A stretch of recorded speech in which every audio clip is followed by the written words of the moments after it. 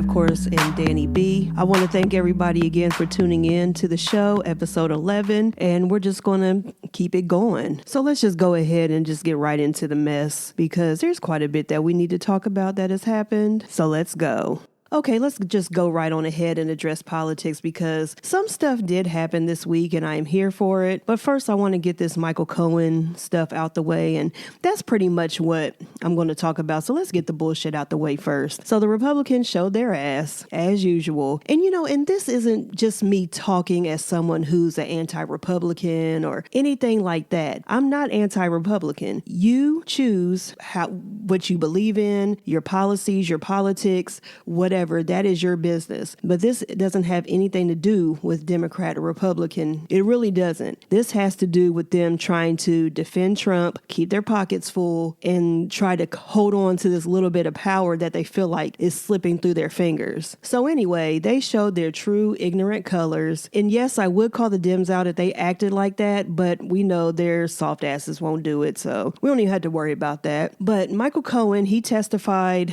3 days in front of the House Congressional Committee, and we only got a chance to see one day, which that was more than enough for me because it was just way too much going on. It was a circus, and this is thanks to the Republicans. You know what? I just thought about this. Michael Cohen needs a record contract because he's still out here singing like Luther, honey. I mean, he has been spilling it all, and I am here for it. And I know he's a liar. He lied in front of Congress and everything like that. He lied to protect Donald Trump. And I get it. I get why he did it. Do I agree with it? Of course not. And he's paying the price for it. But I do believe him with all this other stuff that he's saying. It's not because I can't stand that orange devil. But what does he have to lie for now? I mean, there is nothing that, he's not getting anything out of this anymore. He's still going to jail. He may not do the full, 3 or 4 years he has to do. He's probably not going to do his full term. He's still going to jail. He's the one paying for it.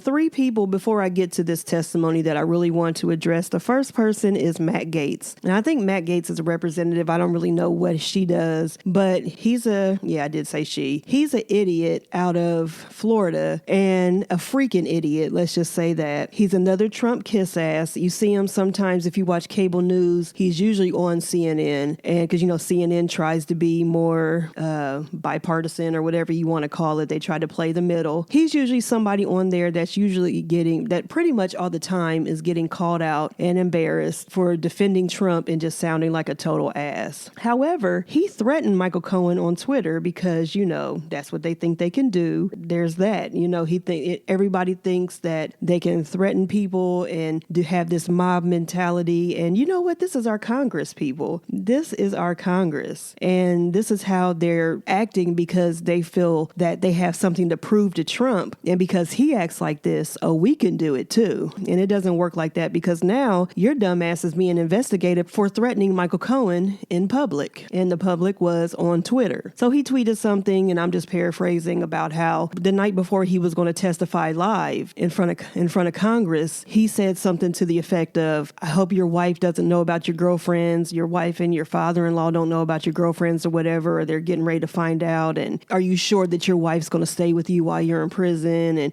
basically saying that she's going to cheat on him and all this other stuff while he's in prison. Just real ignorant. Who does these things? And they looked at it as a intimidation. He was trying to intimidate him and it was a threat. So now his dumbass is being investigated. I want to say he's in Florida. The bar is investigating him because he is a licensed attorney as well. So that's what you get. And if you look at him, he just looks like an asshole. He just has that look where it's just an arrogant, ignorant ass. Jim Jordan. Now, Jim Jordan is the minority leader of the House of Representatives. Well, first of all, you can tell he's a coward. You can tell he's a coward. He's a punk. Of course, he has to be from Ohio. Shocker there. And he's been someone who has been a strong defendant of Trump, but he wants people to know that we're working for you. He's one of those types. And his voice was getting on my nerves. I didn't realize he had such a bitch voice. But anyway, Jim, you have your own issues. I don't know what happened happened between, I don't know what happened about you being investigated for this Ohio State wrestling coach or whatever the hell he was, wrestling trainer, doctor, whatever, who is no longer with us, but he was accused of sexually abusing some of the wrestlers. And they said you were the manager of the team. You weren't on the team, but you were the manager, and that you turned a blind eye to what was going on and that you knew. And of course, you're like, Trump, I don't know nothing. No, I don't know nothing. And, of course you went on to win the election. That's how it goes. And you really were doing too much. Now, I know you're the minority leader. I get it. And I understand that if they have time left, they go back to you. And that's cool. That's cool. That's what you do. But you and your cronies spent more time trying to discredit Cohen, which has already been done, and calling him a liar and all this other stuff, more than you did defending Donald Trump. So basically, you all just wasted time, and of course you blame everything on the Democrats and everything goes back to Hillary Clinton, and y'all are just pathetic. Y'all are really pathetic. And the sad thing is people believe this. People stand behind y'all and support y'all, and it's just crazy. Now, the last person I want to address before I get more into this is I don't even know what his first name is, Representative Meadows. And so when he was going through his thing, he took high offense, which a lot of the Republicans seem to always take offense to Trump being called a racist than any of the other bullshit that he's accused of. And the reason for this is because them being associated or defending a racist will in turn make them appear to be racist. And of course, they're not. They would never do anything like that. Oh no, not them. Nope. They are for everybody. So to prove that he disagrees with Michael Cohen saying that Trump is a racist, and after he listed all these racist things that Trump did, and that's not even the half of it, he brings out an associate of the Trump organization who used to be Eric Trump's party planner. So, Eric Trump, this black lady was his party planner, and now she has some high position in HUD, which of course she's not qualified for. We know this, no one in that administration is qualified for anything pretty much. But he brings her out and she's standing there looking all stupid and everything and talking about she is an employee of the Trump organization and has been with them for a while. And, her father was born in Birmingham, Alabama, and she would never work for someone who is racist.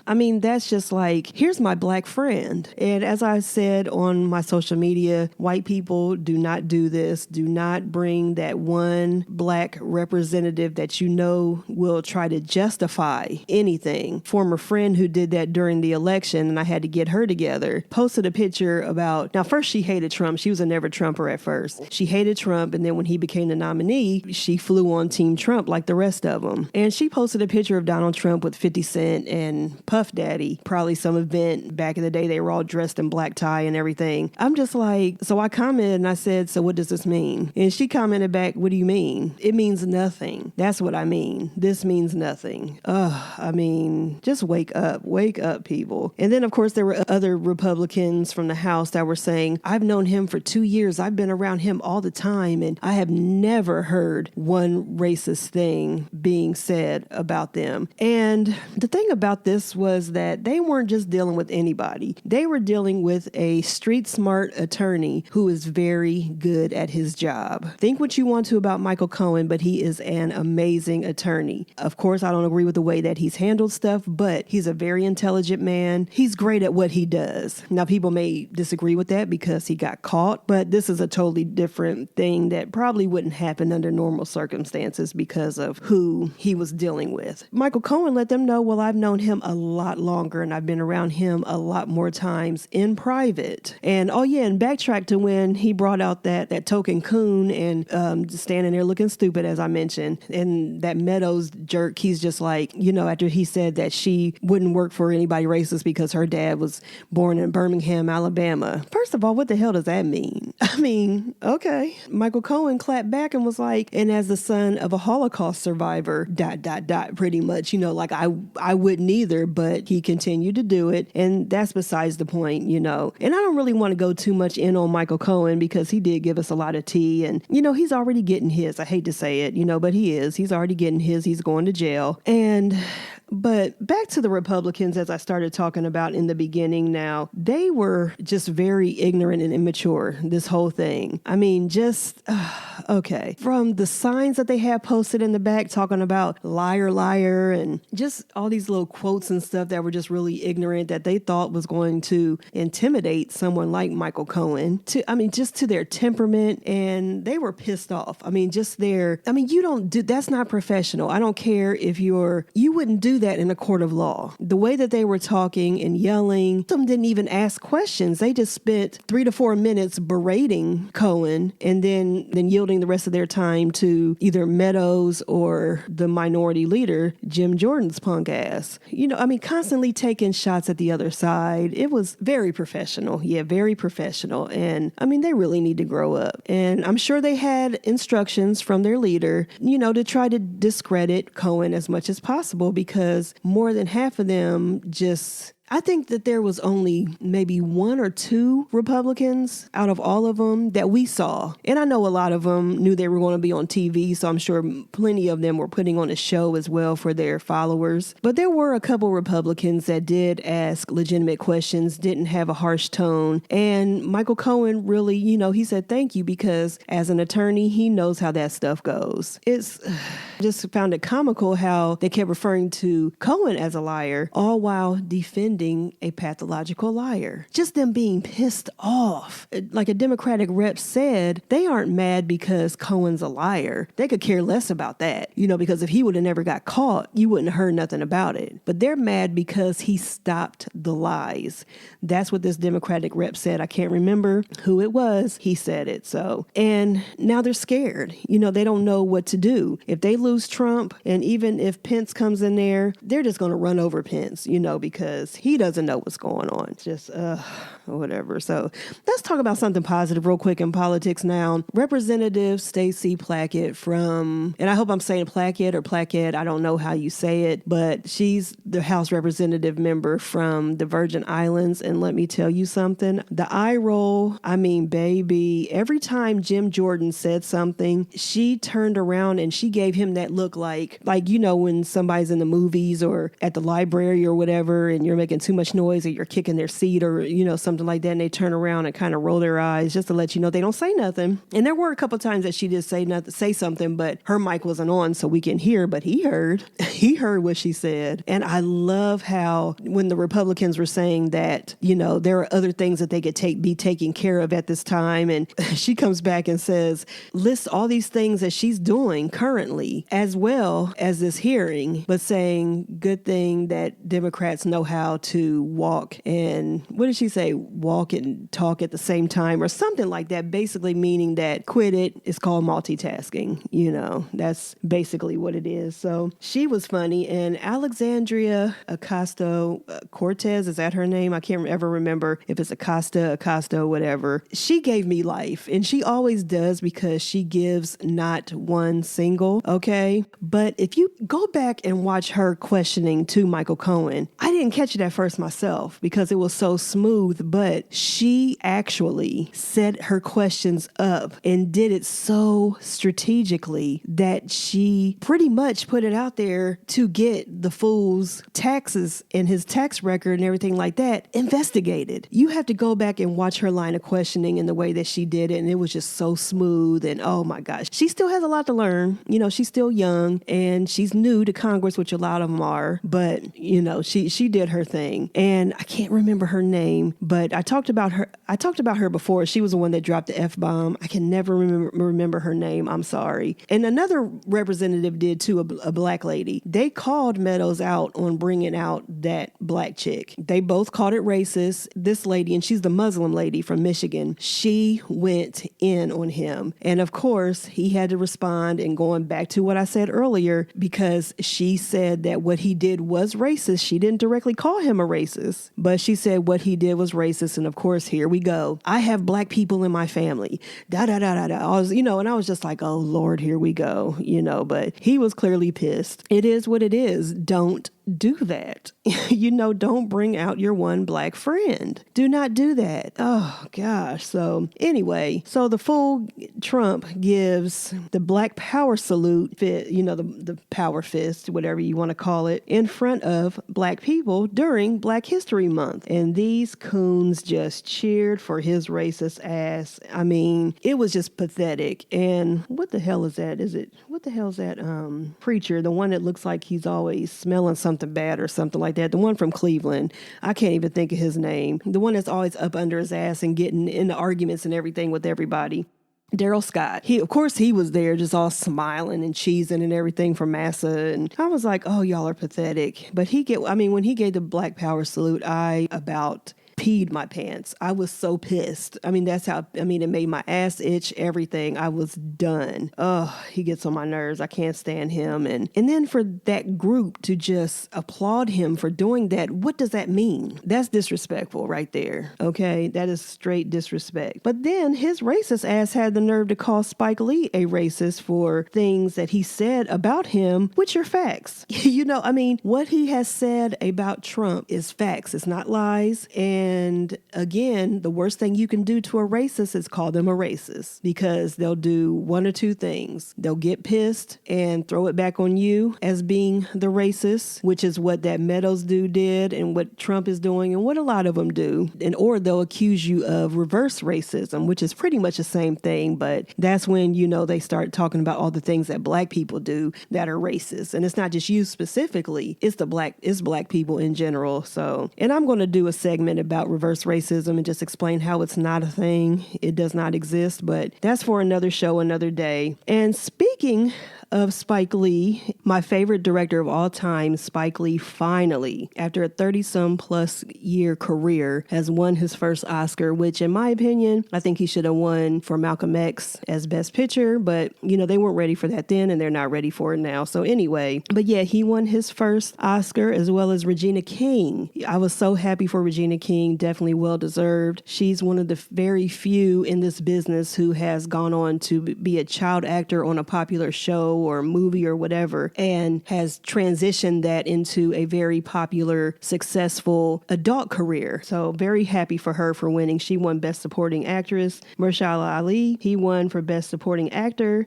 from The Green Book. Oh, and back to Regina King after a while. Now, I'm surprised I didn't want to see this movie at first, but I definitely want to see it now because her movie that she won for, If Beale Street Could Talk, James Baldwin is one of my favorite authors of all time, probably my favorite. I have all his books. I've read If Beale Street Could Talk a few times. I'm going to have to read it again before I do see the movie. But yeah, I was really surprised at that. Yeah, Lady Gaga and Bradley Cooper won for Best Original Song for Shallow from A Star Is Born. And Black Panther, they cleaned up, and mainly the costume and set design awards. And those were two black women that won those awards. Very happy for them. I can't give the full deets about the show because I don't watch, but I did turn on a couple times real quick while I was just flipping through the television. And I saw Jennifer Hudson screaming at everybody, and I said, oh yeah, I'm definitely not turning back. And after that, I did not. However, what I really want to get into about, oh yeah, congratulations to everyone who won, blah, blah, blah. But I really want to get into this Billy Porter situation. Now, first of all, Billy Porter is legendary. And what I mean by that is he's a legend. He's a legend in the LGBT community. He's a legend in the Broadway community. He's a legend in the ballroom scene.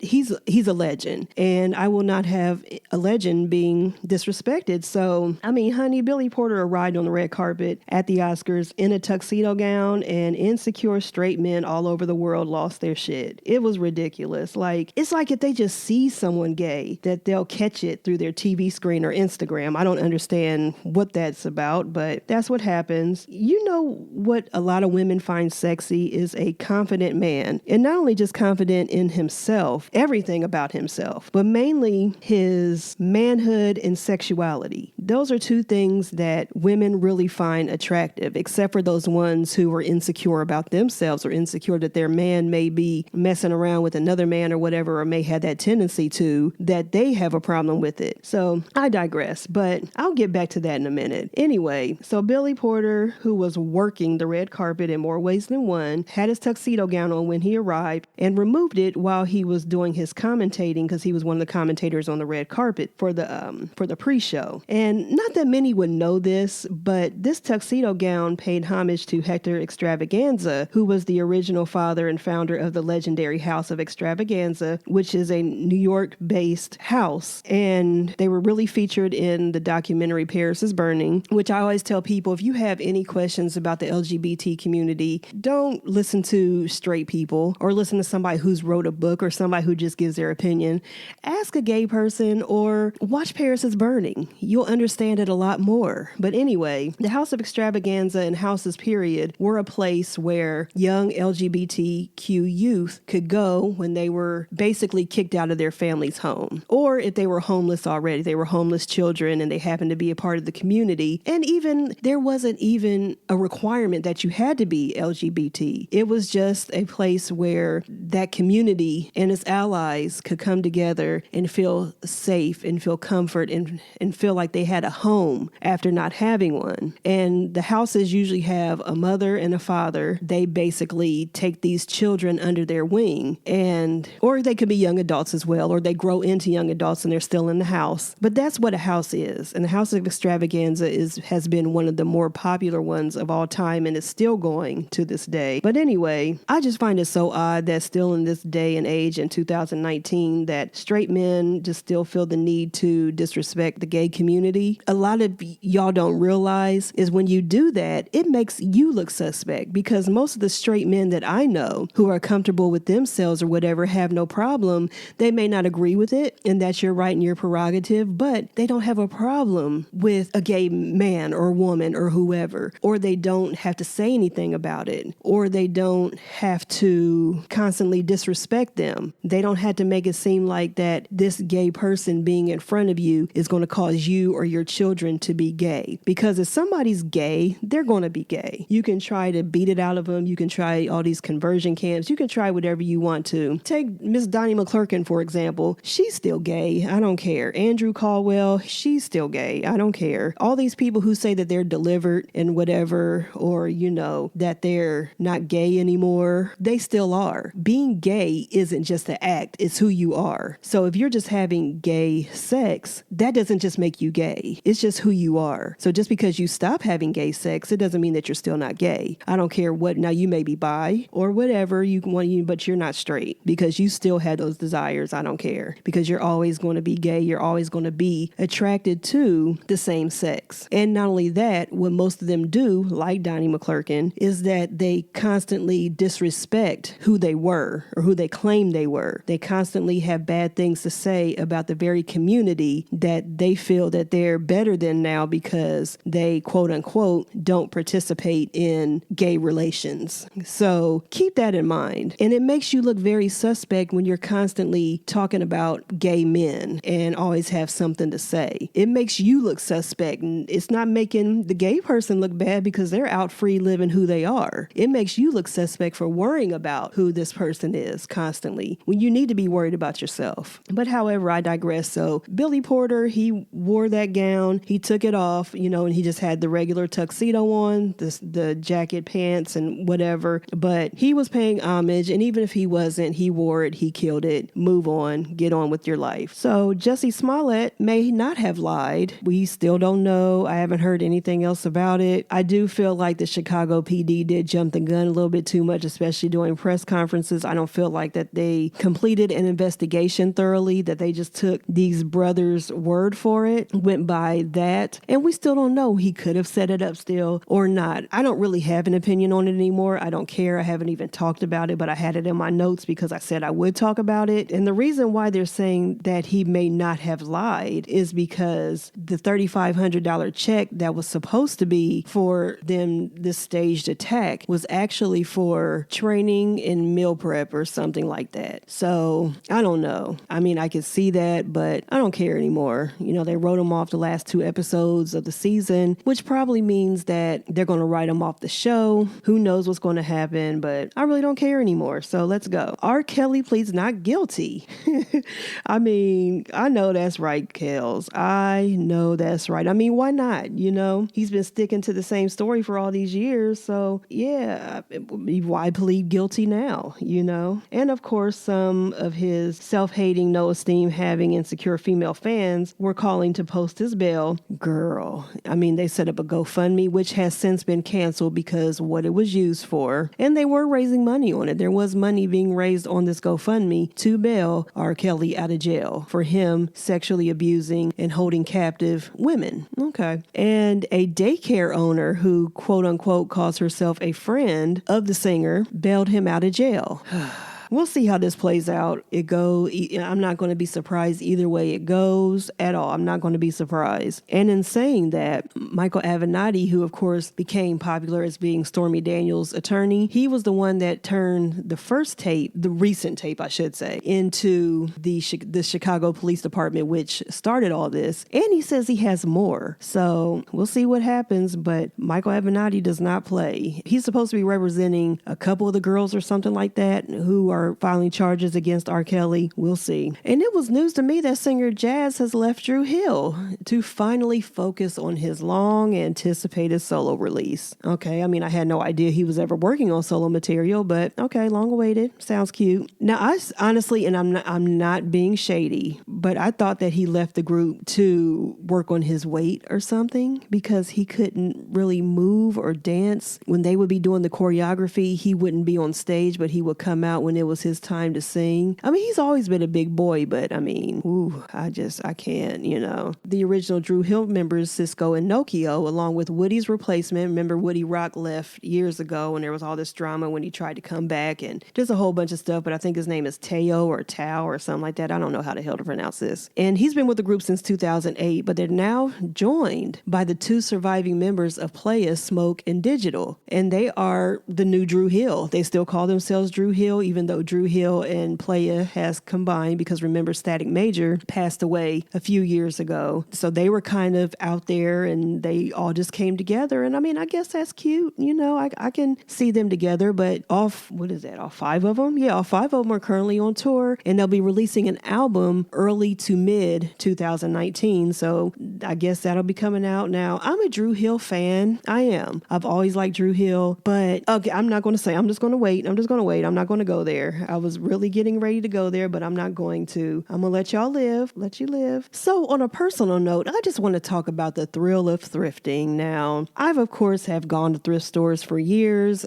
just like when you're looking for something or you just want to go in there and just look or whatever, but I have really become addicted to thrifting. And it's really crazy because, and I will say mainly, I'm trying not to spend a lot of money on clothes, but I still want nice clothes because I'm still losing weight and I don't want to buy stuff and, spend a lot of money on it and I won't be able to wear it probably next year. So I've been going thrifting or I've been getting stuff that I can possibly fit into later. I collect a lot of books. I've been finding books there that are just, things that I've been wanting and other things. I got some things for my office from the thrift store when I was decorating it. I just really love it. Oh my gosh. And I got some cords to go along with my new podcast setup. It's just amazing. I got a bag to take my traveling podcast places. It's just, I find so much stuff. I found a couple vinyl albums. I try to go to a thrift store at least 1 or 2 every weekend. And I'm going to chill this weekend though, because I got some other stuff I got to do. So I'm not going to go, possibly. However, I am just really into it. Ohio Thrift is my favorite. It doesn't matter which one you go to. I find the most stuff in Ohio Thrift. Their book section is ridiculous. fabulous. I love it. And I mean, I'm just here for it. I never thought that I would be into it like that, but I am. I truly am. I love thrifting. I have no shame. I suggest other people to get into it too, because it is quite addicting. But in my opinion, it's a good addiction because you don't spend that much. You never know what you're going to find. I know people who have found shoes and brand name purses and just all sorts of stuff. I mean, pretty much everything that I get clothes-wise is brand name. If I were even to go on eBay or Poshmark or somewhere like that to a resale site, I would be paying more money for it. Let's put it like this. Probably in the last month and a half that I have really gotten into it, I've probably spent no more than $40 on a bunch of shirts. And I mean a bunch of them. A couple of them still had the tags on them. And I don't know. I mean, it's something that I really love. I really enjoy. It's a nice hobby. You know, I plan on hitting up every thrift store in this city. I really do. And I've been to quite a few of them already because, like I said, I do go every weekend pretty much. And I try to go to a different one. I've probably only been to the same one twice maybe. And so far, I don't have patience for the thrift store, the outlet. I think it's the Goodwill or somewhere like that. But anyway, there's a thrift store outlet on Bryce Road. And if you're from Columbus, it's like, I think it's where Meyer used to be on Bryce Road, or it's around that area, but it's behind where Lindsay Honda is. And what they do, now I bought quite a few books in there. And the good thing about them is no matter what you buy, they charge you by the pound. I bought maybe 7 books out of there. And I think I spent like maybe $3 or $4. And I was just like, oh my gosh, but they charge you by the pound. And what they do is they have like these long tables or whatever. And they just like, they have a section for clothes and it's like all mixed up. Like I think they try to keep it together, like have women's clothes here, men's clothes here, kids' clothes here, bags and extra things, you know, stuff like that. But what they do is they come out every so often and they just dump stuff in here and you just go at it. And I don't have the patience to do it or the temperament to do it with people because people get real greedy and I'm not that type of shopper. You know, if you want it, you can have it. You know, I mean, I'm not about to bang with somebody over a shirt or anything like that. It's not that serious. So yeah, but that's all you do and they charge by the pound. I've only been in there once and it was a weekend, so maybe that was a bad time to go. But you know, I work during the week and by the time I get off and get out there, if they're still open, other people are going to be off. So I don't know, maybe I'll try to sneak out there one day during the day when I'm off, or maybe I'll sneak out there and just see if it's different in the morning. I don't know. Yeah, I seriously have addicted to it. I've gotten so many sweaters and yeah, I mean, I got some clothes for the spring and summer. I'm really into it and no shame in my game. So back to politics for a quick second. Now, last week, Trump went to this Vietnam summit where he was meeting up with his good girlfriend, Kim Jong-un, and things didn't turn out the way that he thought it was. Now, I thought y'all were in love and y'all were best friends and, you know, you had this little romance going on and whatever, and it didn't seem to turn out that way. Now, I will say that Trump did do the right thing by walking away from the negotiations because if they weren't going anywhere, it could have went completely left, especially the way Trump operates and as crazy as Kim Jong-un is. However, he still has Kim Jong-un's back. Now, I just don't understand how a sitting president of a country will take a dictator's word over his own intelligence unit, his own law enforcement. I just don't understand that. But he truly believes let's go back. He was asked can't think of his name, but I think his first name is Otto. But however, he was the young man, only 21 or 22 years old, who was captured in South Korea and was tortured and beat to the point where they released him. And of course, Trump had to let his parents know, I'm the reason that your son was released after they got him together. But I'll get to that in a second. When Otto came back to the United States, he passed away like immediately because he had been beaten and just worn out, probably starved. And I think he had brain damage or something, but whatever. As soon as he got back to the country, basically he passed away. You know, I don't even think he was here for a full week before he passed away. So anyway, they asked him, do you believe that Kim Jong-un knew about what happened with this Otto gentleman? And he said that he asked Kim Jong-un and he told him that he didn't know anything about it. He has no reason to not believe him. I mean, he believes everything that Kim Jong-un say and Putin say, and what's the Saudi prince, what he says, because him and Jared Kushner are good girlfriends as well. I mean, I just don't understand. And now just the thought of President Obama being a Muslim made people go crazy. But this fool is associating himself with dictators and taking their word over our intelligence and bureau. It's ridiculous. It's ridiculous. It's pitiful. And it just lets you know where his mindset is and what he wants to be. He wants to run this country like how Russia's ran and Saudi Arabia's ran and South Korea ran. You know, or is it North Korea? I'm sorry. Kim Jong-un is North Korean. I'm sorry. But anyway, he was asked that question, said he believes Kim Jong-un, and of course he's getting read for filth back here in the States. But then Otto's parents made a comment and basically denouncing President Trump and, you know, saying that we know that Kim Jong-un knew about this and how dare you basically take his side over an American citizen's side. They just went on and on and on reading him, and they had remained silent this whole time. Like, you really hadn't heard anything from them. I think not long after their son passed away, they did an interview, and then we hadn't seen them, which they didn't want to be associated with anything else. I mean, they lost their son in a terrible way, their young son at that. So, of course, Trump gets on Twitter, and because that's the only way he knows how to communicate, he gets on there and basically says that I was misunderstood and saying that he never said North Korea didn't have anything to do with it. He said basically that North Korea was responsible. He never said that they weren't. That's not what we're talking about. We know North Korea was responsible, but so was their leader, who you're taking up for. And then in the tweet, he had to let his parents know through all of this, he had to make it about himself once again and say, well, I'm the reason that your son was released. I mean, girl. I mean, come on now.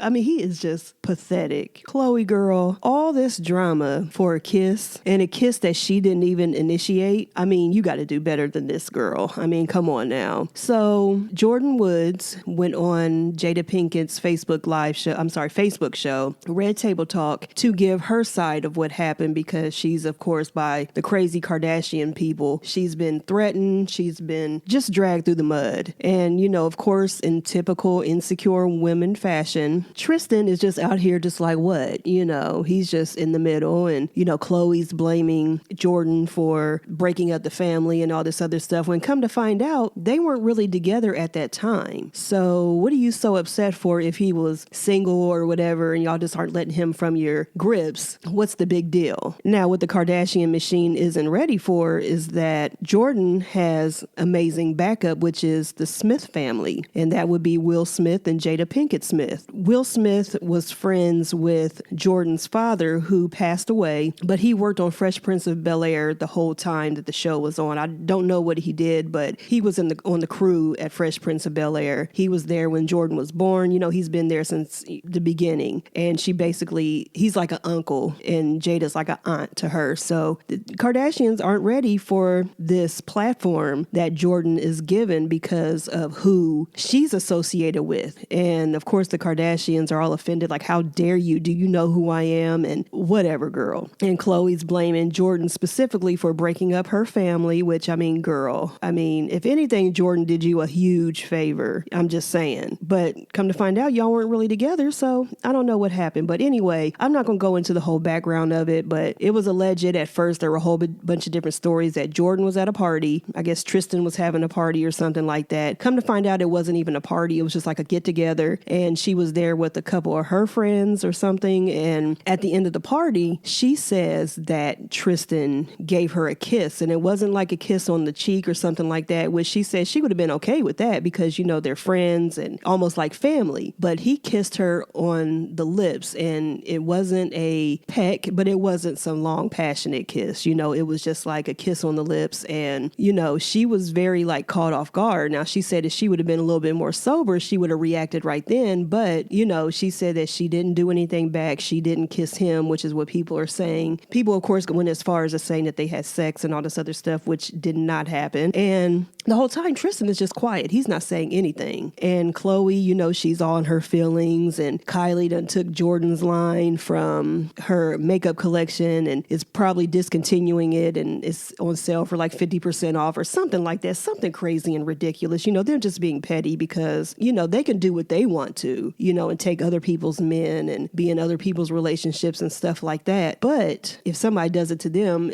the world is over. You know, how dare you? But pretty much on this Red Table Talk. Jada asked her, all these questions. You had to watch it for yourself because it was a lot. It's on Facebook. She asked her questions just about what happened so she could have a platform, so she could have a voice. Because, of course, people are going by just what the Kardashians are saying. And it's ridiculous. And I do feel bad for Jordan because if what she's saying is true, which I'm more inclined to believe her, because Khloe's just going to try to cover herself and Tristan so she won't look stupid. But in the meantime, Khloe, you're looking stupid. So I'm not going to get into the whole Red Table Talk thing. I want to address Khloe Simpson Kardashian or Khloe Kardashian Simpson, whatever you want to call her.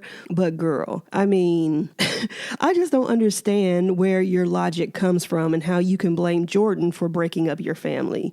I don't understand that. And it's just because you all feel so entitled and you all bring on this Kardashian curse, which I can't really just blame y'all specifically because pretty much every black person that y'all come in contact with, one way or the other, life has been destroyed in some kind of way. Or after they leave y'all's grips or whatever, something happens to them, like career-wise or something like that. Now you're getting a dose of your own medicine and you can't deal with it, And I don't think this is a publicity stunt. At first, I was thinking that it was, but I truly don't think that the Smiths would involve themselves in this kind of way and bringing it to Red Table Talk where it's not that kind of show. This is like a real show, real discussions. So that really led me, when Jada said that she was going to have her on there, that really led me to believe, okay, this is for real. Something did happen and this wasn't just for publicity. I think the Kardashians are doing more of this and talking about it more to bring publicity to it because yes, their season is getting ready to start or something like that, or they're recording it. It's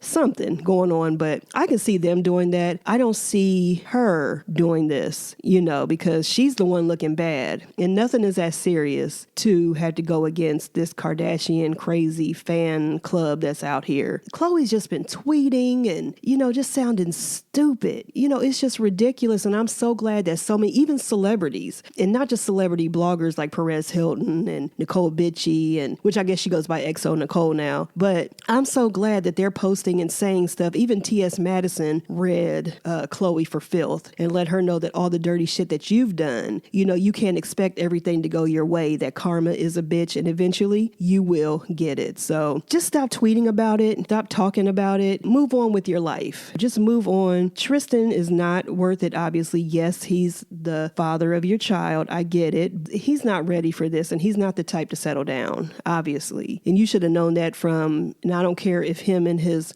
son's mother, his first baby's mom, I don't care if they weren't together or not, or if you did take him from her, I don't care. You should have known by that. The only reason you thought you were different is because you're a Kardashian. That's the only way that you thought that you were going to be different and be the exception and you were going to get him to settle down and everything like that. Even though after he embarrassed you a day or two before you went into labor and had your daughter, he was being exposed for all this cheating and everything like that. And it was much more than a kiss, but you're pissed at Jordan for a kiss. Girl, good night. Good night and move on. So I haven't had to do one of these in a while because even though people haven't been on their best behavior, I just didn't feel the need or have the energy to address them, but I'm going to address this one. So dear Kim Burrell, so you're still with the shits, I see. Okay. So her fat ass done broke another heel. Now remember last year she was doing her fake preaching and got buckled to her knees because her heel broke. So recently it happened again, except this time, I don't think there's a video of it, or at least I haven't seen it. So we didn't get to witness the fall or its breaking period, which I would have loved to have seen. So anyway, she gets up there, lets her congregation know that her heel broke, shows the broken heel, says she's sending it back, then proceeds to let them know that she has some of y'all's mortgage payment on her feet. I'm just serious. So that's what she said. Bitch, I mean, this is nothing but the devil in hiding behind the church. That's all it is. And I am so sick of people like her judging other people, trying to condemn other people, and she is nothing but the devil. That is it. She is just one unhappy, bitter woman. I could go there about why she's probably bitter, but I'm not going to. I'm not going to do that. We try not to do that on this show. But this is what turns people off of organized religion and the church, period. period. You know, when you have people like this who just are disgusted by what the church has become. I grew up in the church, churched out. When I became an adult, I kind of did my own thing. And then I tried to get back into it, and I just found out I'm just not one of y'all anymore. Was I ever? Because as a kid, you know, you really don't have a choice. And back then, to me, even though I'm not naive, I know things were going on in the church, but it just doesn't seem like you don't hear about it. And it could just be that generation that kept things quiet or whatever, but you don't hear about all the mess and all this stuff all the time that goes on now. It's just pathetic. So she's trash, and that's all of the time I'm going to give her on this, but she's basically just letting everyone know, the people that are at her church or whatever she does, that are paying her tithes, that are paying for her albums, paying to go to the shows to see her, they're paying for these shoes and everything that she wears, but she's letting people know that she has your mortgage payment on her feet. Yeah, that's real godly, sis. Real godly. So lastly, for this podcast, I want to discuss meal prepping as well as keeping a food journal. Now, most people, they keep up with things electronically. And what I mean by that is they use MyFitnessPal, and that's probably the more popular one, but there are other ways to track your food intake. I'm pretty sure, I don't know what they are, but I'm pretty sure that there are meal prepping and meal planning apps as well. But I'm old school. I like to write things down. I do keep it in my phone as well. That's mainly to get the numbers. I'm a very detailed and planned out person, so I try to write down ideas of things that I want, where I'll know what to add to my grocery list, what I may need to pick up, what I may already have. And it's just better for me that way because I'm just used to writing things down. But I highly suggest, if you're trying to watch what you eat, if you're trying to be more organized, if you're trying to be more on a schedule, and this doesn't necessarily have to do with dieting or anything like that, I find it so helpful to plan out my meals. Do I always stick to it? No. Stuff comes up, or I wasn't able to make it to the store in time to get something that I already planned out to have. Different things can happen that will take you off of your plan that you have. Meal planning and meal prepping are two totally different things. Meal planning is planning it out, of course. The meal prepping is actually you're in the kitchen and you're cooking things to set aside for meals throughout the week. I usually try on Sunday to meal prep. I haven't been doing it in the last couple weeks, but I am going to do it today. Today is Sunday. I am going to do it for the week.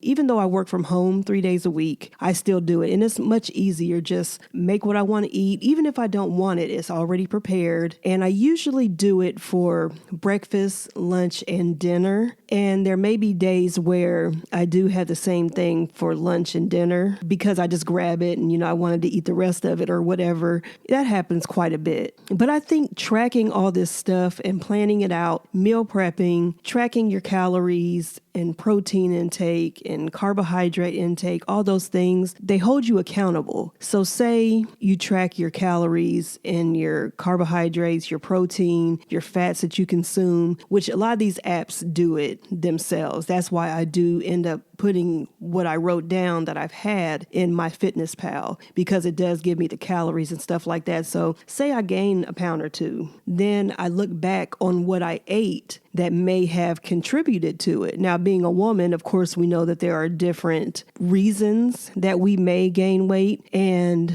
you can't always go by what you eat. But if you see it's a pattern and you see that you have certain things in your diet that you are eating, and it still may be good for you, but if it's putting weight on you, if it seems to be too many calories that either your nutritionist, your dietitian, or you have set for yourself, then you can look back on it and see, okay, well, maybe I need to adjust this. Maybe I need to take this out. They do sell food planners, things where you can do grocery lists and all this other stuff. And I do keep my grocery list mainly in my phone, but as I'm tracking, while I'm meal planning, I should say, as I'm doing that, I do write out my grocery list. list. And then I put it in my phone so I won't have to carry paper around with me. And I didn't go out and buy some fancy planner, even though you can get them probably in the store, but I know you can get them on Amazon. I saw some for like $5, $6, $7. Some of them just do 90 days, and then some of them do a whole year. I just use regular notebooks. I do have a portfolio that I do put everything in, and it's like notes that I make for myself, information that I got from the bariatric program. I keep a notebook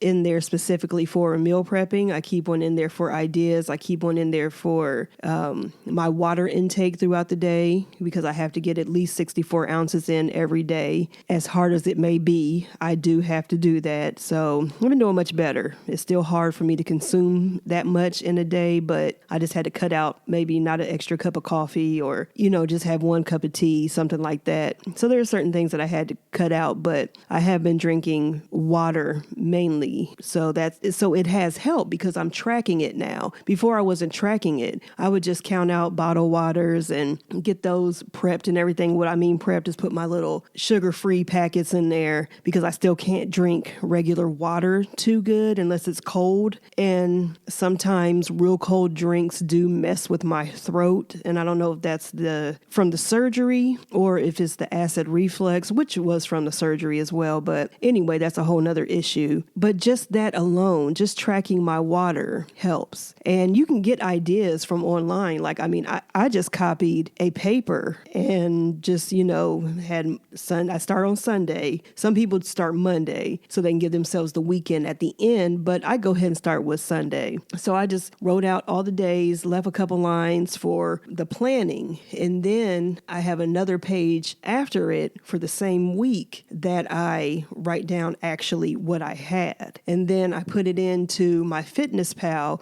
or sometimes I will even skip the part where I write down exactly what I had. It depends on how much time I have. But usually I do write it down actually what I ate. And then I in turn put it in my Fitness Pal only if I'm needing to count calories and protein intake and all that stuff, which I really don't do anymore because I feel like it's too mental for me. So I really don't count calories and all that stuff anymore. I just know what I can eat, what I should eat, and how much of it I should be eating. So that's what works for me. Hopefully just more. And I know it seems like a lot of work. A lot of this seems like a lot of work, but it's a huge lifestyle change. I may not have a family or anything like that, but I still have a lot of stuff to do. And I'm still very busy. But if you want to make this change, if you want to get your life in order this way and be more healthy, then there are just certain things that you have to do, and it is time consuming. But trust me, the more that you do it, it just becomes second nature. Like, I don't even think about it.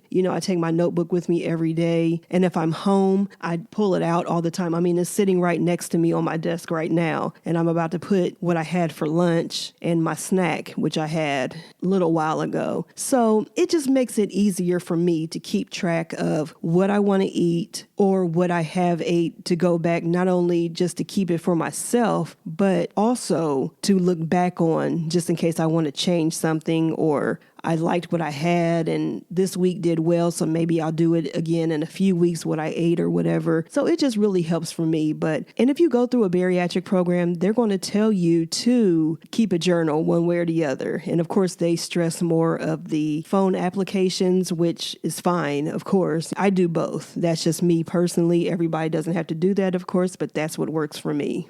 So I want to thank you all for listening to episode 11 of DannieBSpeaks, the podcast. It's not only appreciated, but I appreciate you all so much. Thanks for sticking with me through all the changes. And, I'm still trying to work things out. I'm still trying to learn, what I want to do and how I want to go about things. I like the way the show is going now. A lot of people seem to like it. I'm getting a lot of feedback, having a good time doing this. It's a nice little hobby that I've always wanted to do. So thank you all once again. You can always listen to old episodes. You can re-listen to them if you want to, or you can listen to them for the first time if you're just tuning in. You can listen on my website, DannieBSpeaks.com. Also, I've been posting more blogs on there again, and I have quite a few that I'm working on now that hopefully will get posted within the next couple weeks. You can also listen on YouTube, Spotify, Apple Podcasts, Google Play Music, and Stitcher just by searching Danny B Speaks or Danny B Speaks the podcast. Start posting and sharing, and letting other people know about it just so I can, get more listeners. And I'm open because I do have to talk about stuff, what I want to talk about, but I also want to know what you all want to hear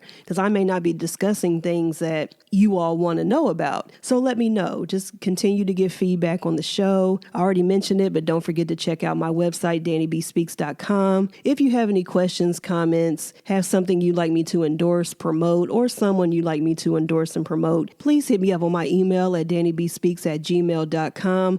I check my email every day. I may not get back to you right away, but I will get back to you. So again, thank you for listening, taking time out your busy schedule to check me out. And as always, peace and blessings. Enjoy the rest of your week, and I'll check you out on the next show. Peace.